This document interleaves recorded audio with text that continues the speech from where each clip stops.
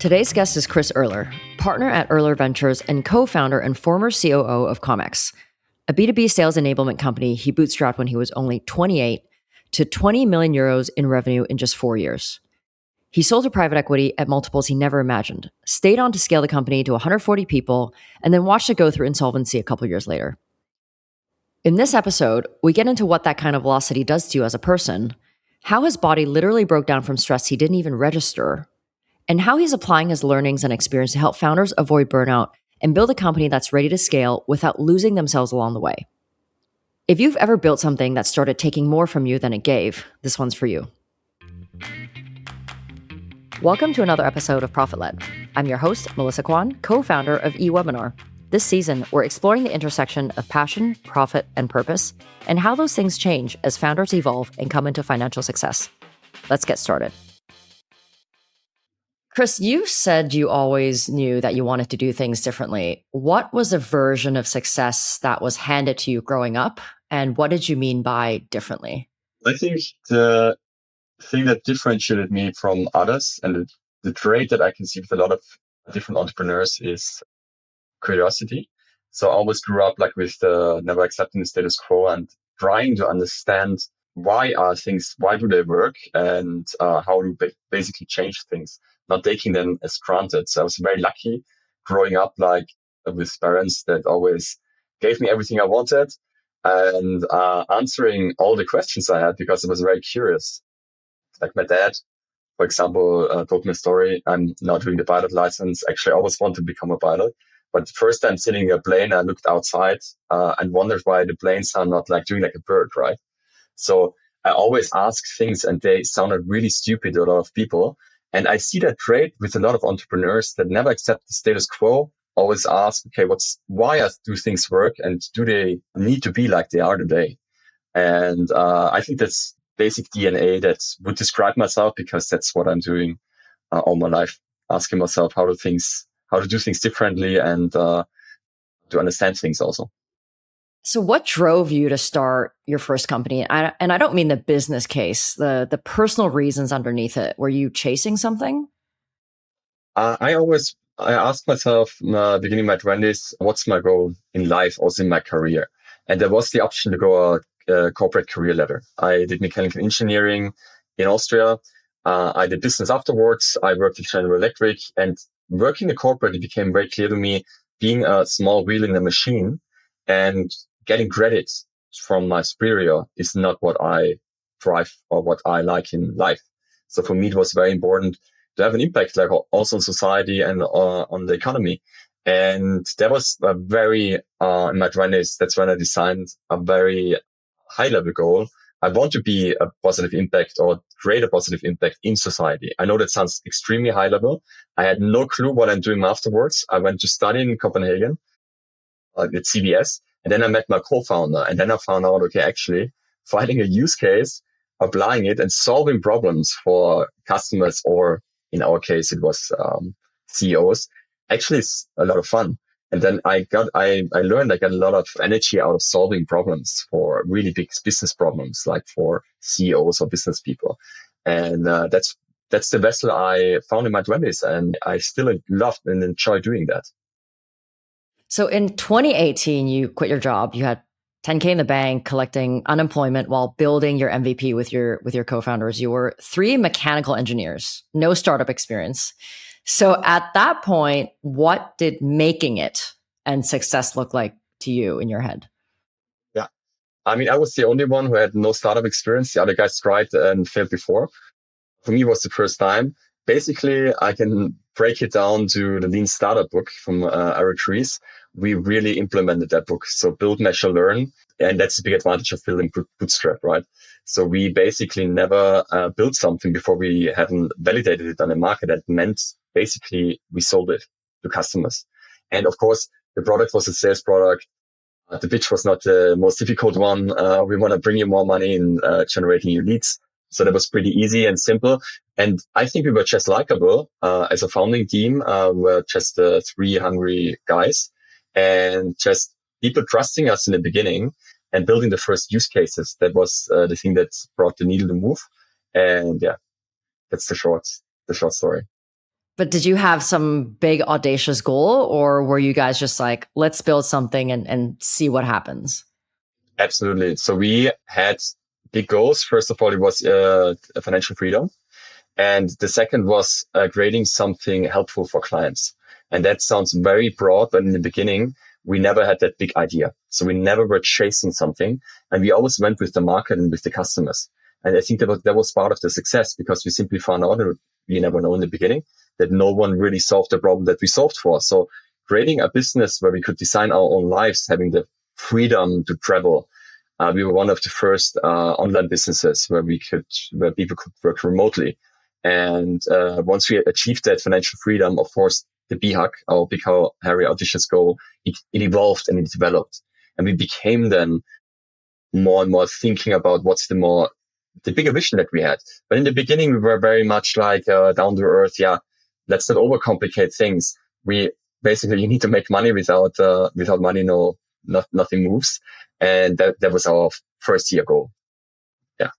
And when you guys were starting, people told you it wouldn't work, right? Your professor told you to get a job. People said your emails were illegal, right? Yeah. So what kept you going when so many people around you was telling you to stop? We simply saw there's a huge gap and problem on the market, and we simply talked to our clients. And there's another great book actually that we implemented. It's the two major books for early stage founders. That's the Mom Desk book. It tells you if you pitch your mom an idea or your idea, she will always say, "Yeah, it's a great idea," and she will lie to you not to hurt your feelings. So we simply try to find questions open-ended to really find out what's the real need and the real struggle and pain point of our clients. And the pain point was so big, and the money they spent on really stupid things, like not stupid, like they were just struggling, hiring salespeople, spending hundreds of thousands of euros for wrong high-end head of sales, and so on. These were super big pain problems, and no one solved them. And we were like, okay, there's a mismatch. Like on one end, people were complaining about cold email. Everything is illegal. The idea is not sexy enough. What's the major change? And the other idea, there's this huge problem on the market. And we all studied, or like Phil and me, we studied innovation entrepreneurship. We just learned, okay, just validate the problem. So we always stick to that. And we basically trusted each other as co-founder. And I think the trust between the co-founder and really trusting the methodology, that's helped us just overcoming that initial resistance that we had. I mean, I think the wildest part of your story is it worked on the first try, at least your first try. And you guys found traction, like ComX found traction really fast. You grew 125% year over year, 20 million euros ARR, I guess in 4 years. I mean, that's the kind of velocity people can only dream about, right? Most founders, I mean, me included, take years to find product market fit. Yeah. So what does it feel like to hit that like on your first try? I'm careful not to get now validation of it always can work like this. So it feels also a bit humbling because it creates also a certain kind of pressure, and I'm very much aware of it. So I think there's always, if there's things are changing, or if there's a crisis, you can always take a good advantage out of that. I wanted to start another B2B company. I think it was last year. And the moment we started it, one CTO had access to the VC market. And we simply saw so many new startups solving their problem with recruit tech and so on. So it does feel great. On the other side, I felt like, okay, now everything has changed on the market. So I'm more and more shifting towards like consulting and also working with AI, because what else do you want to do? Because in the software and SaaS market, you can't do it. So the feeling is, of course, was very lucky. Of course, I could create some money and my own holding company, and basically it was a life-changing event. So on one side, it's really fun. On the other side, retiring with 37 is a bit too early. And of course, I'm thinking what could be the next big thing. So it creates a certain pressure that I'm very much aware of. And I gave myself, since my exit, a lot of time. So I just rethought about my own PR, and it's not money, it's actually impact. So what I'm seeking right now is actually working with great other founders and almost creating like a little factory for new startups where I can just work with others together, because I love doing it. And I'm in a very fortunate place not to need to make the next big thing, where on the other side, that's two sides in my personality right now. I'm also like, why not trying and failing fast? So I haven't had a big failure, but I'm just waiting for it because it needs to be there. And I'm just aware I don't want to be afraid, because if you're afraid, you don't take risks and you are not trying. And that's the worst thing you can do. So that's this very humbling part of myself and the very proud thing of myself. Where I'm like, okay, why even bother and going into the hustle and into the front lines? So I'm rather deciding for the second part, because I feel with AI, with Cloud Code, everyone is doing it right now. It's just like, at the candy store, everyone is doing it. So the mode is pretty low in many different ideas and spaces. But I'm still like, I'm very hungry trying out with different people, new businesses also. I mean, when it was growing so fast, I mean, at least it reads like, or it sounds like it was just happening to you, right? What was that like emotionally? Like, did you have to keep your ego in check and be like, wow, like this is the first time I'm building something and it's just happening? It's a very, very good question. I think it all happened so fast and the pressure was on that we constantly saw the risk also in the business. So we were very much aware of it. And I was leading the customer success department, so the delivery department. So we knew the pain points and we knew the struggles that we had. Because part of our success was a very successful go-to-market engine with ads that were like crazy well performing. And then the delivery was always struggling. So I was very humbled because I knew the challenges with our clients and I knew that's not sustainable what we're doing. So of course, we had a very high business growth and the churn was always a big problem. So when I found the measurements, how to tackle that churn, it felt like very completing. So like it was a very, like, of course I was feeling proud, but on the same time, there was always this stress level. Once the sales engine doesn't run, the churn will eat us alive. So Yeah. there was constantly stress on, constantly. And this was the bad thing about our business model, this constant attention, constant people. And I was leading the whole thing, just definitely created a huge pressure and also led to a final burnout then after the exit, right? Because like everything changed then suddenly. So it did feel great. It did feel very humbling. I felt very challenged at the same time. And it was a cocktail of emotions, right? And I was reading loads of books of like how to sustain a high mode of stress, how to create a good work-life balance. So I learned a lot about myself also. I learned about my boundaries. I'm very lucky and happy that I did in my 20s and my early 30s, because I think end 30s, beginning 40s, you would not do a very fast scaling business like this with so much stress. And yeah, so it was a great time. I'm very grateful for that experience.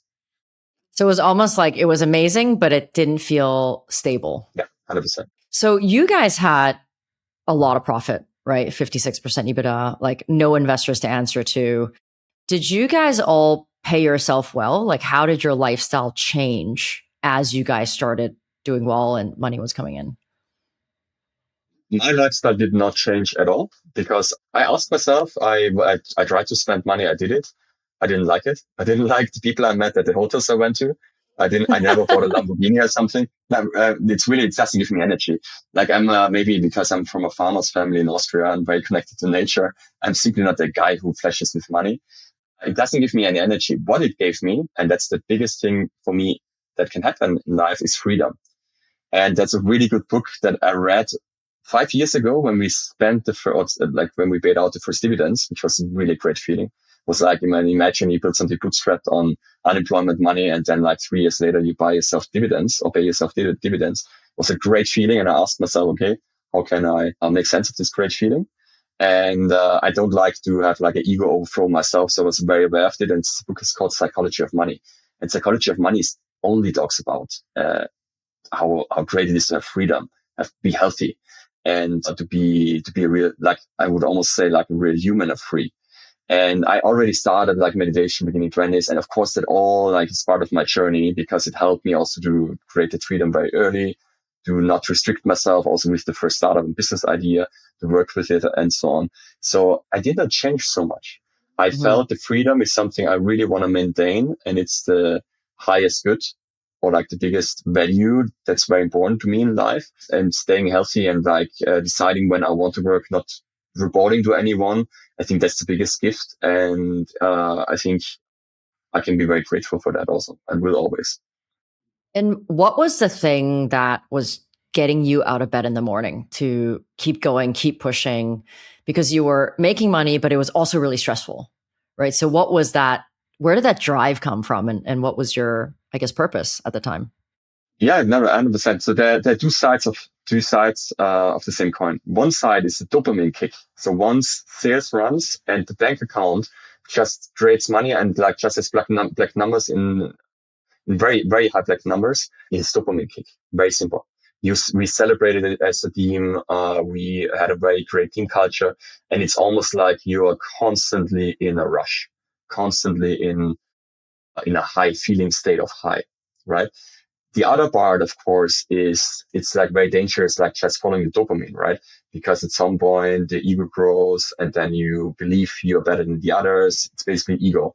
And if you're not careful enough in fast moving environments like in SaaS, in sales, in marketing, where there's no mode, and we always were aware of this, that our mode is almost zero. And the mode became zero with AI becoming better and better. And people understanding it as a lot of money to be made of in the German market, in a very conservative market, right? This was the second part of the coin, second side of the coin, right? And we constantly ask ourselves, so what is actually the vision of it? And the vision, we had really great mentors that help us just to define the mission, develop it further. That also led to selling the whole thing to private equity, because you don't sell a company to private equity if there's not a bigger vision in place. And the vision, that wasn't something that we always knew it was, and we formulated it. So that felt really great. During all of this growth, right, your body was literally breaking down. And you wrote about this in your first Substack article, which I loved. You ended up at a hospital answering Slack messages while your fiance just watched you. Your spine had been deteriorating and you hadn't even registered this pain. I know you touched on some of the stress, but what was happening in your business that was putting you under that much stress? And what was that narrative? What was the story you were telling yourself to make that level of pain normal? Hey, I want to take a minute to talk about the thing that makes my life and this podcast possible, my own company, eWebinar. Here's something no one questions. We expect every piece of content in our personal lives to be available on demand, from this podcast to our favorite TV show. But when it comes to business webinars, whether it's demos, training sessions, or onboarding calls, anything where a live person has to show up and deliver content, we're still asking people to be somewhere at a specific time on one specific date, hoping they'll make it, and it just doesn't scale.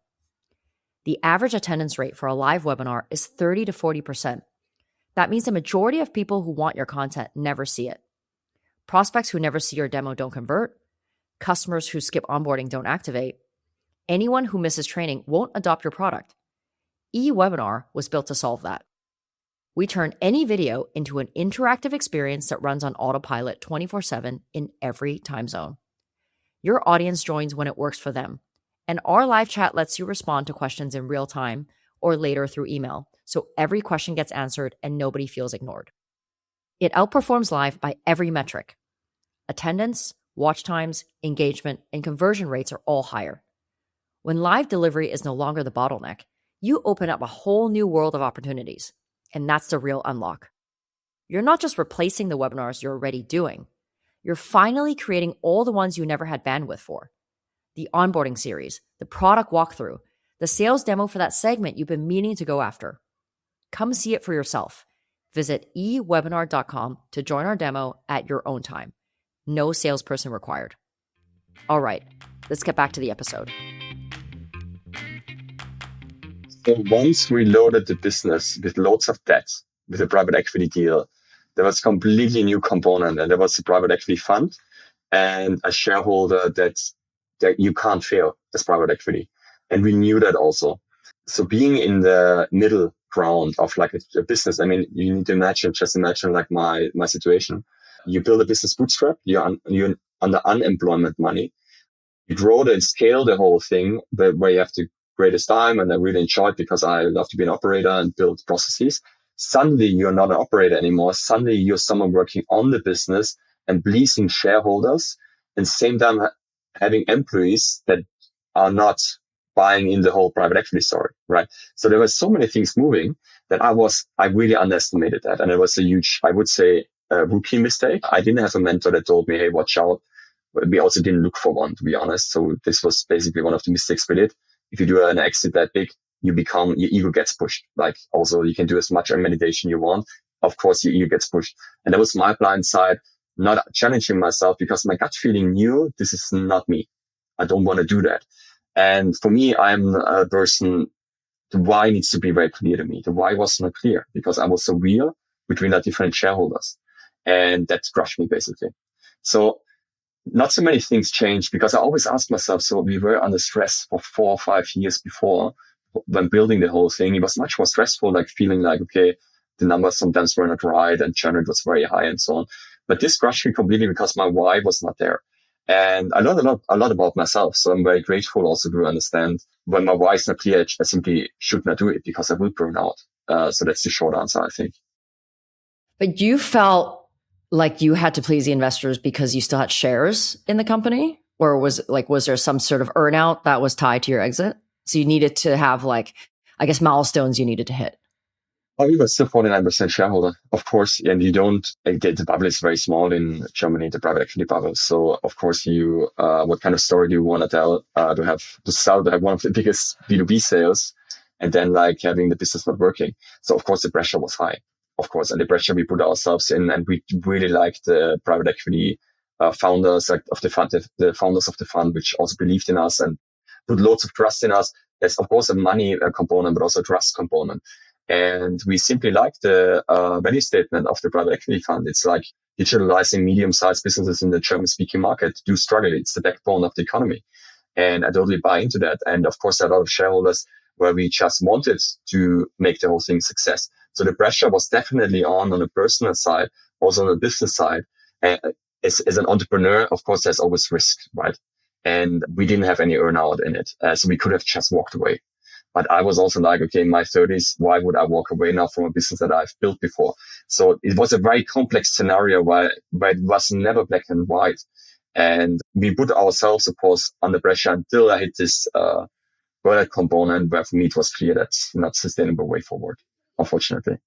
So looking back on that experience, like what do you think you were telling yourself so that your body didn't register this physical pain? So that was basically dopamine, I think. That was still on. Like there was this moment also where I felt, okay, the pressure from shareholders and from the team in between. This is not a pleasant feeling. This is like something I really hated. And there was no other option than moving on. So the things that I told myself is like, yeah, we're gonna make it better. And basically there was not really a plan B at this moment. Yeah. And we as co-founder team, we held together. Like once this was shaking, I think it shook me also because there was this foundation that always carried me to the next level. It was gone basically. And then, of course, like it's just about running a marathon and pushing yourself to the last meters. But the goal was moved back further and further. So I think this is just how burnout is created. You just keep on pushing yourself because there's no plan B except reaching the final goal. Once we saw that doesn't work and we basically decided to make the endpoint of like us being CEOs, it felt, of course, much more relieving and better.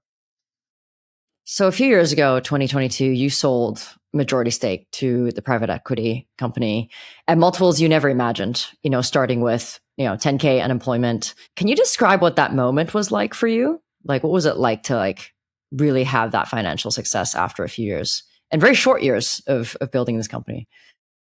It felt like crazy. And suddenly, that's also something I didn't expect. Suddenly, I had a second job I did not really enjoy. And it sounds very stupid, I know, but it was basically having my own holding and manage that capital and that money. So in the first moment, it's unreal. So you can't even cope with once it hits the bank account. And then the responsibility starts. And it's a lot of work also. So it's a lot of responsibility, a lot of work.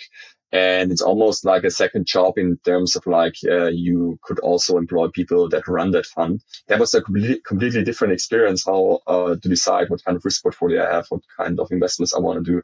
It felt also like it's a big responsibility, but also once I've built the first basic foundations of it, it felt also very completing. So it's almost like a complete job description. And I also learned, like for me, the why on it, making out of money more money, like the profit, just like creating more profit. This is not something I enjoy. So I'm a very bad banker. I think I'm a better entrepreneur. And I rather look into, okay, what kind of problems I can solve for my target audience. It did feel unreal. It did not like, for good friends who also didn't exit told me once, when people make a lot of money, you feel the real intention and know the real character of that person. I think for me, that's 100% true also. Like I just became calmer. I enjoyed my freedom. I did not flash anything around.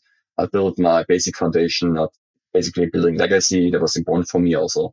And yeah, that's exactly what happened, I think. Like, what was it about the shift from founder to employee that you didn't enjoy? Because you were still building the same company, you were still servicing the same customers. So, why did you feel like something shifted, or maybe the why shifted? So you are not the sole responsible person anymore.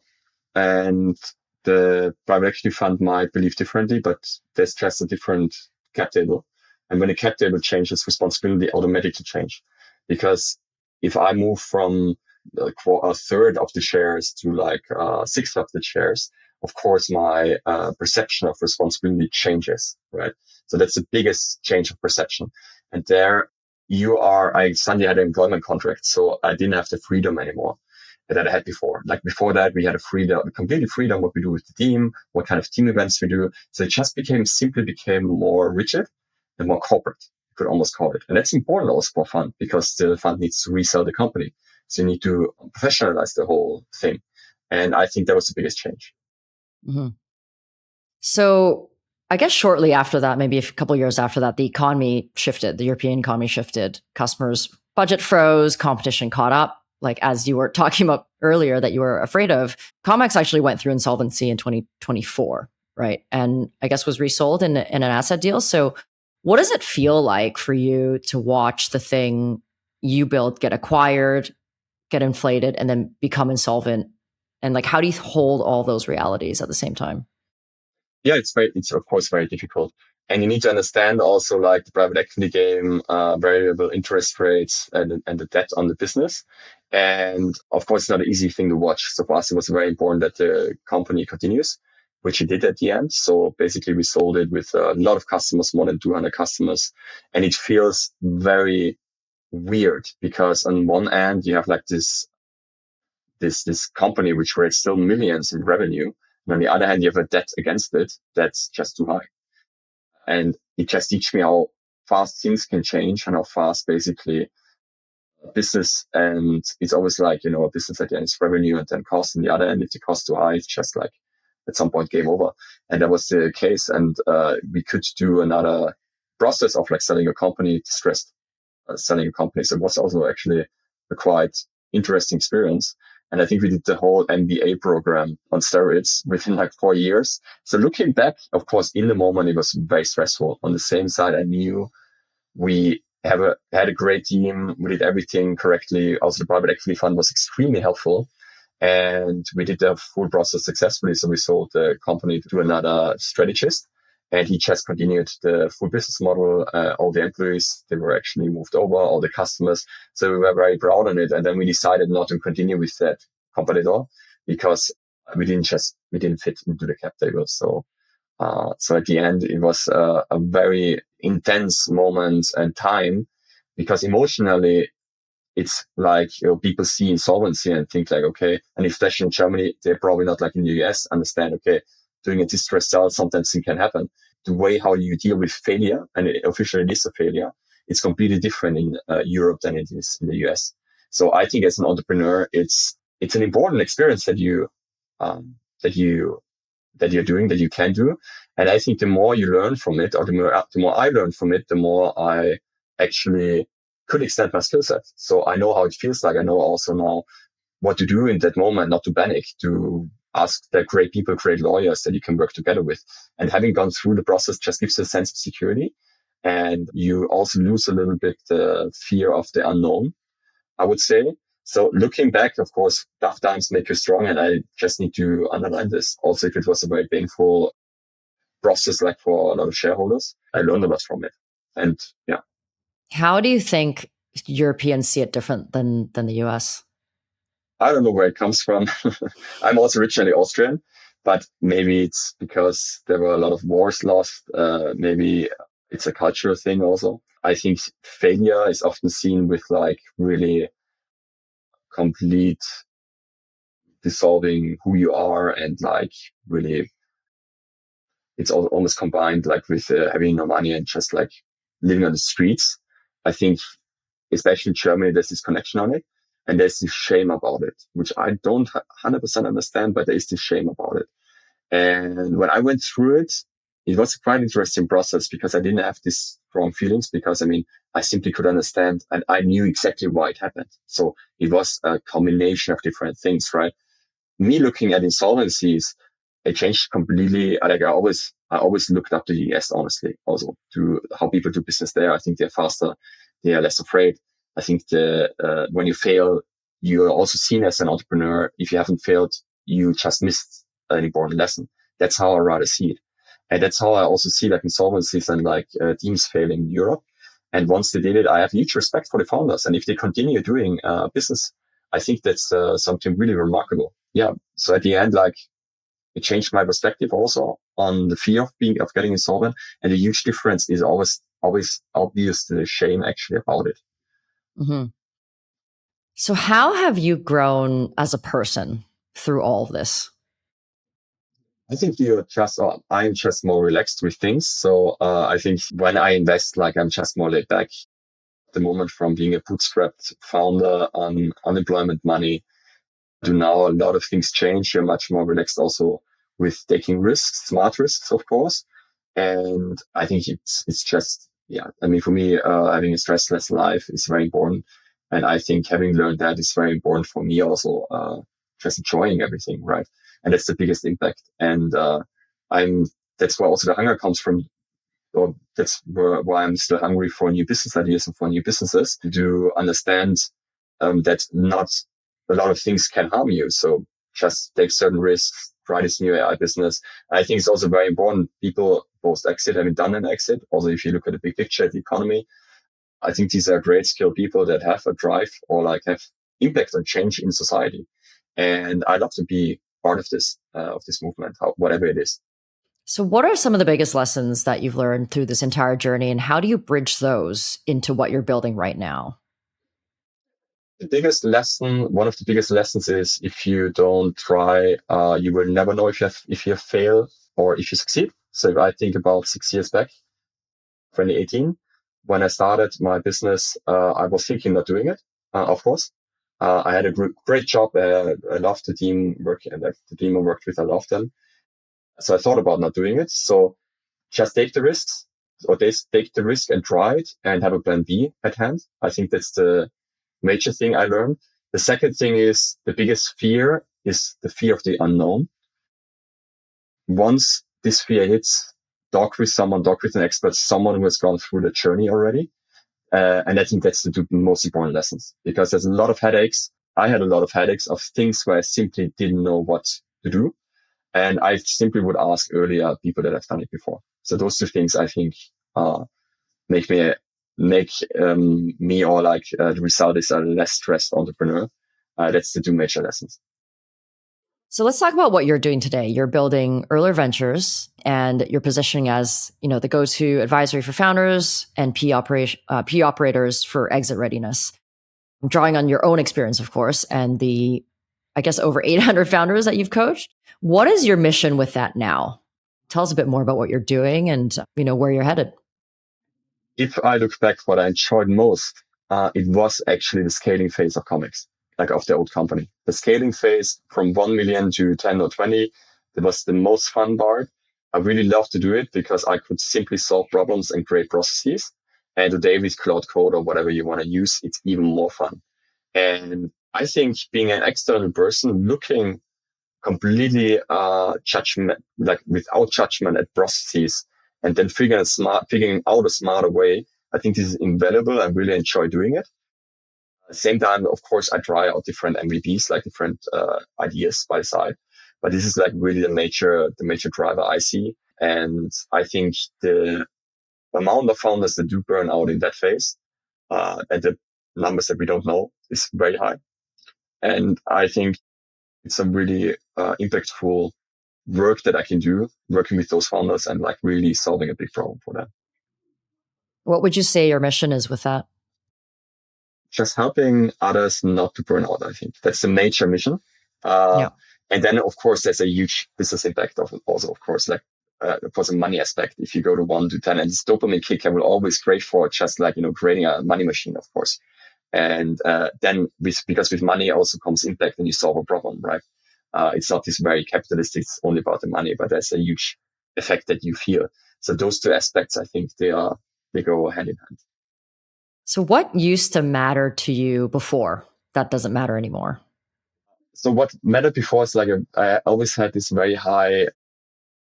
I started also in like half an hour ago with talking about it that I want to be a major impact into society. So of course, like when you're young, you have much higher goals. I think it became just smaller, very specific and very niche, like into like my own niche of entrepreneurs, like German speaking entrepreneurs in the tech world, having impact on those guys. I think it just became like streamlined, smaller, and just more narrowed down. In the core, I think it's the same thing. Like I love to solve challenges. I love to work with people and solve problems. Yeah, I mean, I think it's a difference between, I like to say, changing the world versus changing a world, where you can have much deeper direct impact with the people within your network versus, hey, let's try to boil the ocean. Absolutely. Yeah. That's the major impact there. Last question. How has your definition of success changed over your entire journey from the start to where you are today? I think in the beginning, it was a lot about like financial freedom, whereas now it's completely about fun, health, and freedom itself. And freedom is not only financial, it's of course mental health. It's of course health. I mean, I went through burnout, so I know how that feels like. If your body doesn't work, nothing makes fun. Not the most amount of the money, or like the most money in the world that you can have and spend. So I think health, great people around yourself, and being creative and playful. I think has changed completely, and it's just more enjoyable, I would say.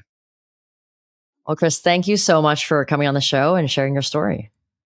Yeah, thank you so much. Yeah, I think it's great stuff that you do.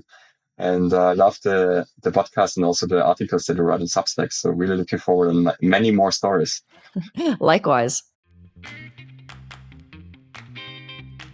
Real quick, if what we talked about today resonated with you, the best thing you can do to pay it forward is to share it with someone you think would enjoy it too. The only way this podcast grows is by word of mouth. Whether that's a review, a post, or even a text to a friend, it would mean the world to me and would help me keep this podcast going. Hit subscribe so you never miss an episode, and head over to profitled.fm for show notes. If you want to connect or share feedback, I'd love to hear from you. Find me at melissakwan.com. That's MELISSAKWAN.com. Thanks for listening. Bye now.